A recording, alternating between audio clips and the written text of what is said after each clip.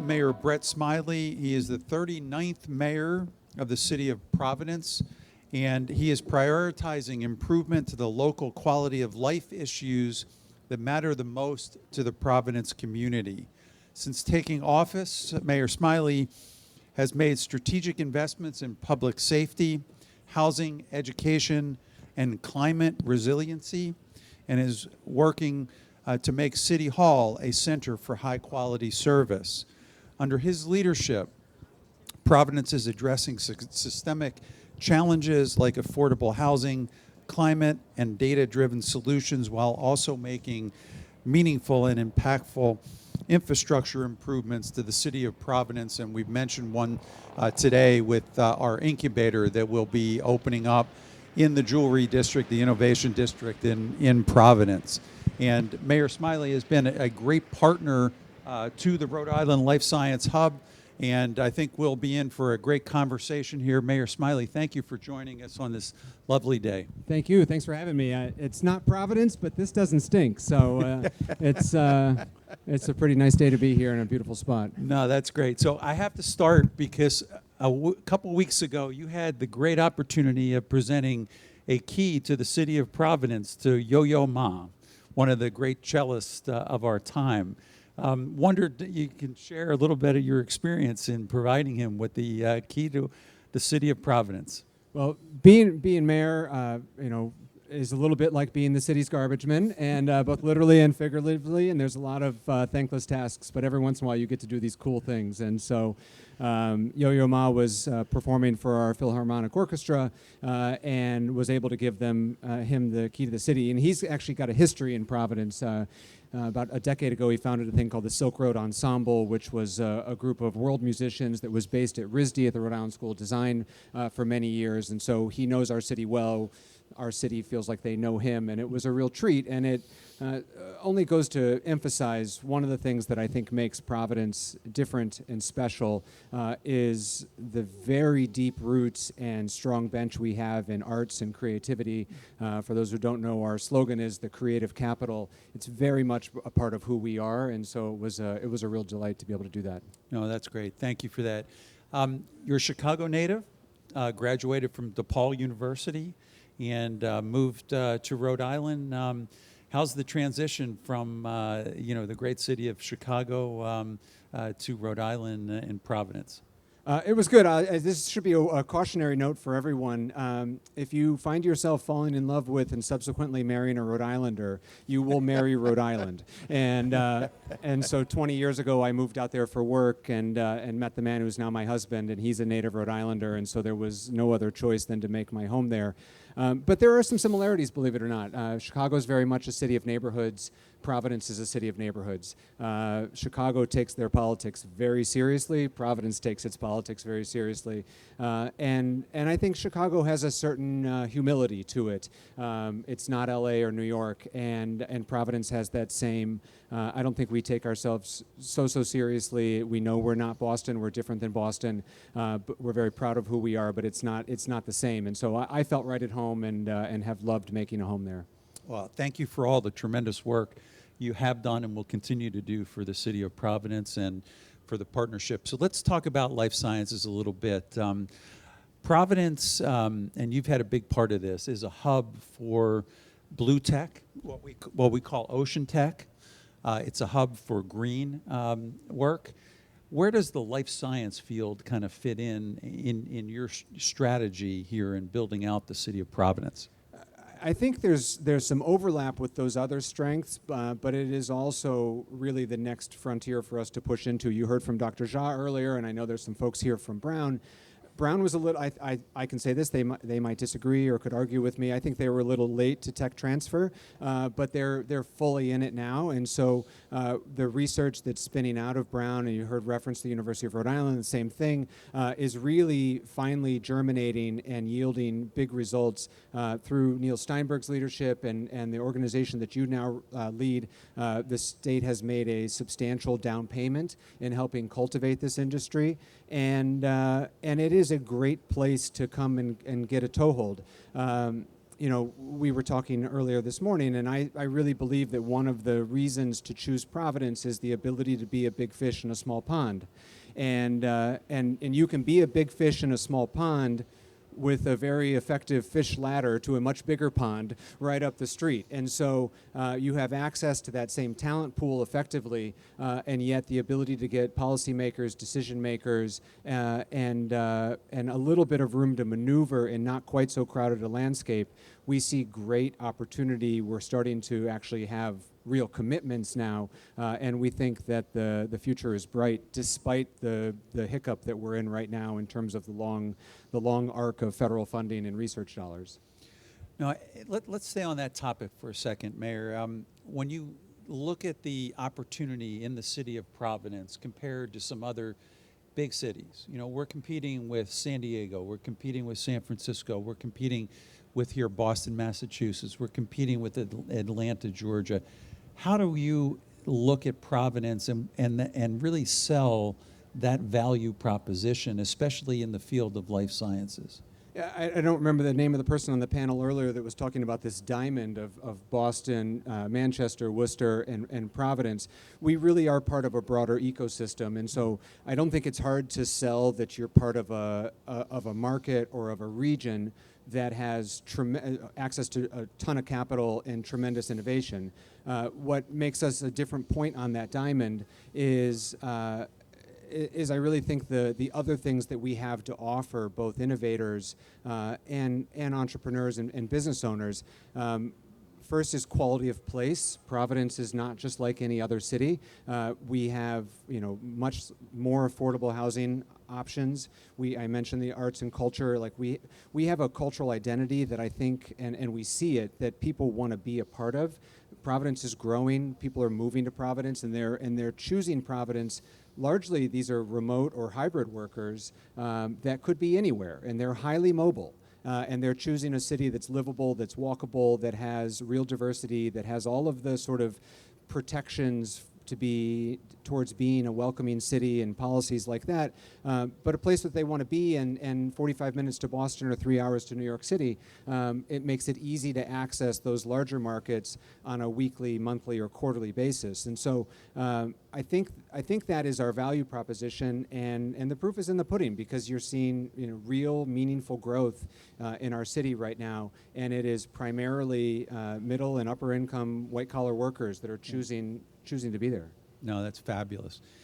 As a mayor, I can assume that you have balancing acts every day in your decision making. When you think about what you have to balance with housing, with workforce, with education, with life science now becoming much more prevalent and prominent in the city, how do you think about balancing all of your agenda to be fair to each of those areas so that there is meaningful, impactful investment and we're moving in the right direction? So a couple of these things are foundational, and public safety is foundational, and Providence is one of the safest mid-sized cities in the country. There's no alternative to making sure that everyone feels safe in their community, and that's everything from violent crime to quality of life crimes, which I don't think can come at the expense of something else. Housing is also foundational, and so we're dramatically expanding housing opportunities across the board. And then we look at education and workforce, and that's an area where honestly we engage partners. Providence is earlier this morning I was promoted to mayor of Rhode Island. I've since been demoted back to mayor of Providence, but we are very much a city-state, and honestly a lot of the workforce partnerships happen at the state level, but in close collaboration with the city. Providence is 25% of the state's population, and some estimates are about 40% of the GDP. So all economic roads lead through Providence, with the exception of some of the heavy defense industry in southern Rhode Island.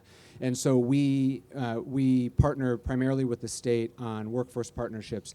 And then in the education space, we have a full range of options, and it's not dissimilar to Boston. Certainly we have plenty of work to do in our traditional public schools, and yet you can get a very good education in the K through 12 public school system. This is graduation week last week, and this week the valedictorian for our top high school is coming on a full ride to MIT on a math scholarship. We have exceptional scholars coming out of our traditional public schools. We also have some excellent public charters, and then we've got nationally known and in some cases world-renowned private schools for families for whom that's an option. And so there are K-12 options for all, and that's an area where I work very, very closely on, but also understand we're part of a regional pool in that respect as well. No, fabulous. And we're going to get back to workforce in a second, but I want to get to this innovation district that we're working on, because I showed a slide at the beginning here of Kendall Square in 1987, and now living and working right in this innovation district, I look at this as a very early Cambridge or Kendall Square kind of environment. Can you speak to what you're building in that area, and what are we going to call it? Are we going to call it the Innovation District? Are we going to call it the Old Jewelry District? What is the name that we're going to give to that sector? Yeah, so for folks who don't know, we had Interstate 195 used to go right through the city. This is a very kind of typical urban renewal move from the 60s, and that harm has been undone. The highway was moved to the outskirts of town, and so now we have 20 acres of prime development land with a special development district called the 195 Commission, which is a state-enabled special development district with our full blessing and support. And it truly makes it a easy, streamlined place through which to develop. It has been a great success. There was a couple references earlier that we can't do this without government. I don't often quote Ronald Reagan, but he used to say the 9 scariest words in the English language were, "I'm from the government and I'm here to help." And the reality is that we are there to help, and we are very pro-development and pro-growth, and the orientation is to try to help folks get to yes, and we're seeing real development. There's both housing development, lab space that's being developed. The Cambridge Innovation Center, I believe Tim, the folks at CIC say it's their best performing CIC in the portfolio, is thriving. There's over 30 wind energy businesses alone in that space. And so our view and vision is that it will be a mix. It will be a mix of commercial and residential development. My aspiration is that 20 years from now, you never knew it was a special development district, that it has just been re-knitted into the fabric of the city. And as for what we call it, I think government and marketing professionals have long failed to try to put a name on a thing, and it seems like generally the kind of zeitgeist of the community takes over. So I'm not quite sure which one will stick, but it's what's more important than what we call it is that there is real intention around the developments that are being approved and how we're planning that development and growth, and we're certainly on the right track, and there's a lot of exciting things that are breaking ground, about to have ribbons cut, and about to be occupied. Yeah, no, very well spoken to. Providence is a relatively unique city in that it has a number of universities and colleges.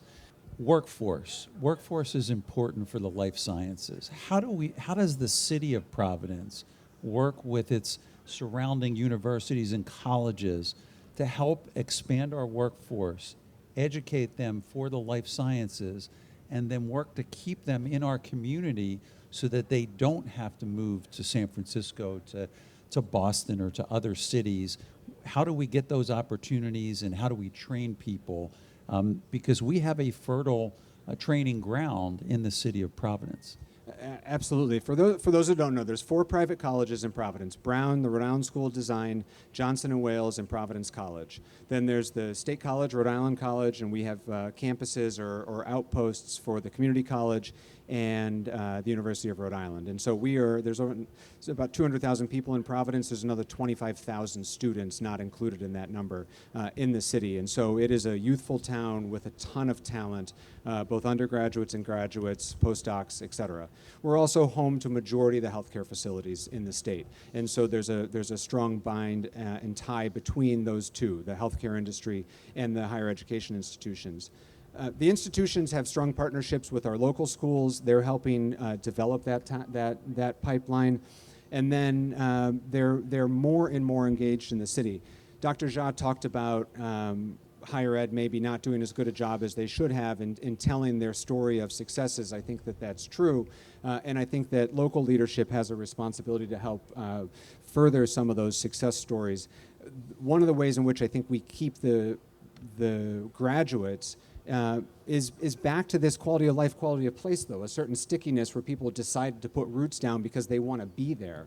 And we're working really hard to do that. I have forged a terrific relationship with the institutions. We don't demonize the colleges. I'm not outside of the brown gates talking about the size of their endowment and how we need to tax them to death, but rather trying to encourage them to do more investment in the city, to do more programs with our K through 12 systems, and to acknowledge that the most significant private sector employers in our city are the hospitals and the colleges. They're critical to our economy, and so I think some of it is just tone and leadership. Some of it is quality of life, quality of place to create that stickiness, and then pipeline. And we can always do better, but we're making great progress on all three of those avenues. Yeah, no, fabulous.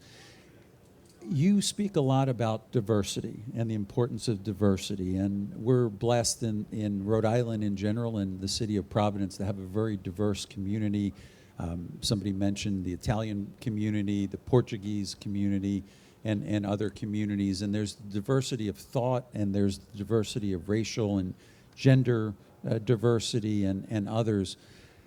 Can you speak to your thoughts on diversity, especially as it may impact in the importance to life sciences? Yeah, so first of all, it is a hugely diverse city. The city's about 40% Latino, about 30% white, and then there's a strong Black and Asian community that kind of fill out the rest. And it is just the current wave of a entire history of immigration. And my husband's Italian American. There was the Portuguese wave. Now it's largely Latino migration that we're seeing, but it is has been long a city of immigrants, and we're very proud of that fact. I'm the second gay mayor, the second Jewish mayor. It's like ho-hum. It's like no news. There's nothing special or unique about me. And that's a beautiful thing because it's just not an issue. And there's dozens of languages spoken in our K-12 school system. I mentioned earlier, politics is a very serious thing in Providence. We have people who speak out and fight for their rights and protest regularly in the city. They have all been peaceful. We have not had major conflicts or issues. It is which I think all actually makes it a very attractive place for people to be. They know that it's a welcoming city. They know that they've got the rights and protections in, and that they're both local and state government is there on their side, and we've done it without the conflict that you've seen in some other places. That welcoming environment and diversity of thought is what is necessary for I think the creativity and the entrepreneurship that is necessary to succeed in this industry and in others. We haven't talked a lot about RISD today, but RISD is another critical component to our city and its economic vitality. I know we're talking a lot about bioscience, but we've got a real expertise in medical device as well, and a lot of that is rooted in the design talent that comes out of RISD, and RISD is a hugely diverse institution, and so the international students, and Dr. Jha talked about that as well, the quantity of international students, primarily at Brown and RISD, that come to our city every year, and that it's our job to get them to love it so much to want to stay and to create economic opportunities that there's a rational reason for them to stay. We have that window, 4 or 8 years, depending on what program there are. We have that window to kind of close the sale, but they are there for a period of time, and they are bringing with them their creativity, their ambition, their entrepreneurial mindset, and so it's a great opportunity for us to try to take advantage of. Oh, fabulous. Just a couple more questions, and then we may have a minute or two if you'd be willing to take some questions from the audience. But you had a great opportunity in working under former Governor Gina Raimondo, our former Secretary of Commerce, and all of us in the life science field and as we've progressed in our career have been fortunate enough to have thought partners that have helped us kind of move to the next level or think differently about things. Is there anything in particular that you learned in working with Gina that has helped you now be a better mayor in supporting the city? There are a lot of things that I learned from her. And so for those who know, I was the chief of staff to Governor Raimondo and then the state's director of administration during COVID. And I learned a tremendous amount from her. I will say the two things that are maybe the two biggest lessons. First, and this is not dissimilar from all of your businesses, she had a voracious appetite for talent in government and worked very hard to both attract and then retain talent. It's important to have a good leader, and I hope I meet that mark. I know she did. But it was also that she was surrounded by the best people she could find for all of these other jobs. The reality is that the principal can only do so much. And so I've tried to take that to heart in city government. And if you're investing in Providence, you'll find exceptional professionals that are running what might sound mundane, but it's not mundane when you need the building official to sign off on the thing or the Department of Public Works to do the infrastructure project. And then the other piece of it was really leveraging and investing in personal relationships. And this gets back to, I think, one of the fundamental value propositions about Rhode Island, which is access to decision makers in Rhode Island is easier and better than most other places. And so a personal relationship with the mayor, the governor, the United States senators is easy to achieve. And it would have been easy enough for her to pawn that off on a staff person, even a senior staff person, but she was personally invested and involved with leaders of private sector organizations, of incubators, with researchers, et cetera. I try to model that same behavior, and I know that that's the case. For larger organizations up in Boston already thinking about a second location, there's also no substitute for, and this is a little bit beyond what I learned from Gina, but part of the pitch on Rhode Island and Providence is if you're looking for a second location, you're thinking about that manufacturing facility that was referenced earlier, to have access to 4 senators instead of 2, to have access for a couple more congressmen instead of the one where your headquarters is, and to have access to additional political leadership that can diversify your access to the federal government is also invaluable, and that is eminently achievable in Rhode Island. Eminently achievable. And I'm very active in the U.S. Conference of Mayors. I've got a great network of mayors around the country. Our senior senator is an appropriator and chairman of Armed Services when the Democrats in the majority, ranking member now. And so expanding your resource network by choosing Rhode Island yields real results for your business, particularly if you are in one of these markets where there's heavy federal investment. No, that's lovely, and thank you for being such a great advocate for the city and for the state. One final personal question. I hear you're a big runner. How many miles do you run each day, and have you run some marathons? So I run about 30 miles a week. My marathon days are behind me. I will acknowledge, given everything that's going on in the world right now, I've been running more than I was. Just for stress and mental health management. So ask me again next week. It could be 40 miles. I'm not sure. I just keep going right now. But Rhode Island's a great place to run, and because I can't help myself as a chief salesman for my city. I think if you asked 500 Rhode Islanders to name 5 waterfront communities, they probably wouldn't put Providence on that list. They think about places like Newport and Westerly and Narragansett, which are beautiful communities, but Providence is also a waterfront community. It's a great running town with great waterfront access, and is a pretty terrific place to get a chance to live and run. No, Fabulous. We have time for maybe 1 or 2 questions from the audience for Mayor Smiley. Any burning questions? I know this session is between lunch and a little more networking, but any questions? So as you look at that building, Vertex, they laid off about 125 employees last week that worked in Providence, adjoining Warwick.